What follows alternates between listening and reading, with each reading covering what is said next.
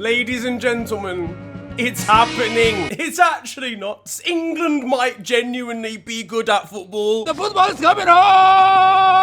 Oh! The football is coming home! It's coming home started as a joke, but it's officially gone too far. In scenes as wild as my current haircut, England are through to the final of Euro 2020 after a 2-1 fairly controversial victory over Denmark. And now we are one win away from potentially a first major international trophy since 1966. And with all the confidence in this young, hungry England side, can Italy even beat us?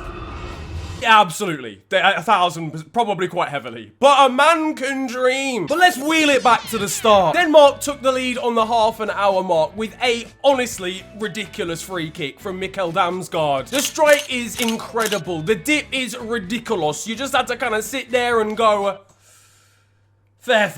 Could Jordan Pickford have got to it because it wasn't in one of the corners? Yes. Am I annoyed at the fact that he didn't save it? No, not really, because it was just a very good free kick. I will allow it. Obviously, that was our first goal conceded in the entire tournament, and thankfully for us, just 9 minutes later, a superb Harry Kane pass, followed by a Bukayo Saka ball into the box, got us our equaliser in the form of a Simon Kjær own goal. Not exactly what he deserves after the tournament he's had. But then comes the controversial moment, as Raheem Sterling goes down under the challenge of 2 Danish players. Harry Kane misses the penalty, but then scores the rebound after Schmeichel's save. Save, back in!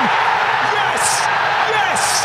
Yes! Raheem Sterling's got the whole of Europe bent over. I'm surprised he didn't fall over in this situation as well, really. But the crucial thing, was it a penalty? No, not really. If we're gonna be honest. I called it soft online, much like the free kick that Denmark got that they ended up scoring from. But I'm not allowed to have that opinion. But that is exactly what it is. Factually, don't lie. He did receive contact from both of the Danish players going in for the challenge. But by the time he's receiving the more important one, which is the hip one from the second player, he's already on the way down. He's looking for it, ultimately. I don't agree with it being given, and if I was Danish, I'd be vexed at the situation, because the game's gone soft. You see this given all the time with Mo Salah in the box for Liverpool. What was interesting, though, was ex-Irish international striker Kevin Doyle giving his opinion on the matter and saying that he thought it was a pen because any sort of contact in that situation leads to a player falling over when they're running at speed. And I do agree, it doesn't take a whole lot of contact to throw a player off balance, especially in the area. And when you don't go down in these situations, the referee doesn't give a pen because even if you foul but stay on your feet, you're not winning anything. It's harsh, and I feel for Denmark. But what I do hate is the righteous fans. How dare you win via controversy and be at least slightly pleased about it? That's never happened in the history of football. You always cheat. What the fuck? I'm here to tell you right now,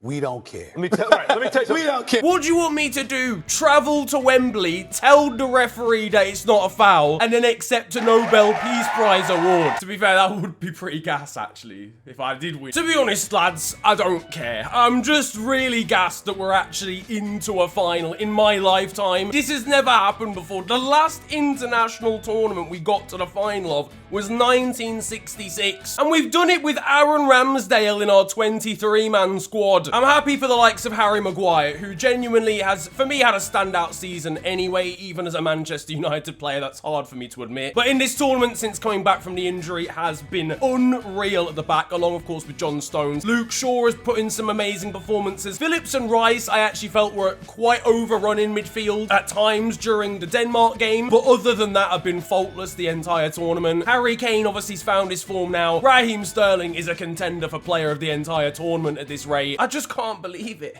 It's actually coming home.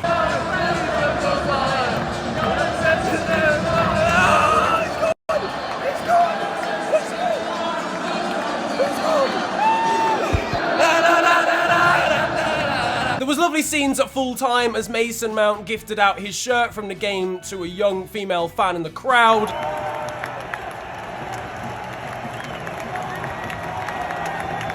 Drunk England fans were taking over the city of London.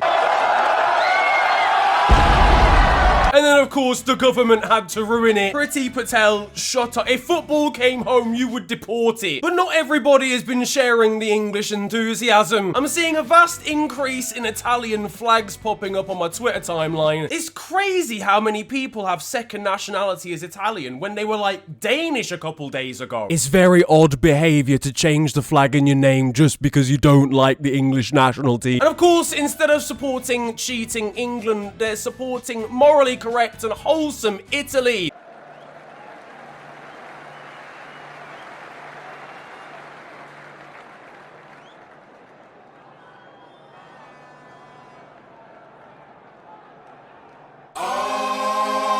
I refuse to eat any Italian food before Sunday. This is a war, damn it. All jokes aside though, I really feel bad for Denmark. I have mentioned it, I would have felt really disheartened if my team had gone out in those circumstances. You can say that over the course of the game, obviously we deserved to win it, I reckon. But even still, there were periods, honestly vast periods of the game, where Denmark actually looked the better team. If I was any other nationality other than English, I would have wanted them to win. And I would have wanted them to win the entire tournament. In large part, obviously, due to the Christian Eriksen situation, which has shaken the world of football completely. I'm glad that he's recovering well. It would have been beautiful, really, from a neutral perspective, though, to see Denmark take home that trophy in honor of him almost. But not only that, they just actually have quite a young and likable squad with underrated players like Myla and Mikkel Damsgaard, who are surely close to a big move. I mean, I know Myla already plays for Atalanta, who aren't dickheads, but I've been impressed with the likes of Christensen, even under the radar players like your Delaney's and Højbjerg.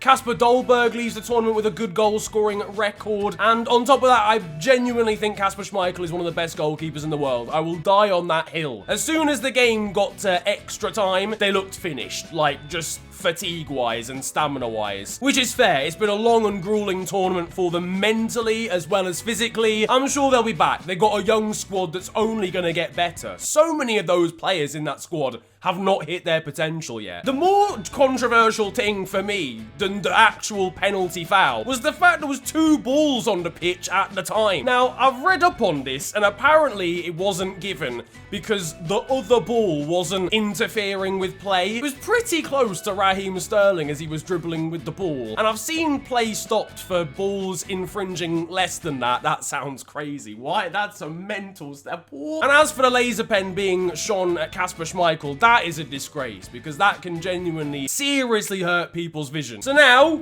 on to Italy for the final on Sunday. I'm shitting it. What have I got myself into? The one positive I can take is that they at least looked beatable against Spain. There's a genuine other universe where Spain could have quite easily won that game. You'd argue they probably had just about more chances on the balance of play. That's the only positive I can take, because other than that, they're definitely the favourites. At least they're not going to be able to use their usual mind game tricks on us when we haven't got any minds to begin with. But predictions for the final, I've got to back us. 2-1 to England. It's coming home. The chances are the next time I see you will be after the final. I hope everybody enjoys it. I'll bring you my immediate reactions after that game, and then there'll be an FTW to wrap up the whole tournament, as well as the England game, and just other stuff that's happened in the world of football this week. If you enjoyed this video though, slap a like on it, and of course subscribe if you are new to the channel. You can also follow me on social media. It is at @theofficialfng on Twitter and on Insta. But it's been a pleasure ranting at you guys today. Have a wonderful day, enjoy yourselves, and goodbye.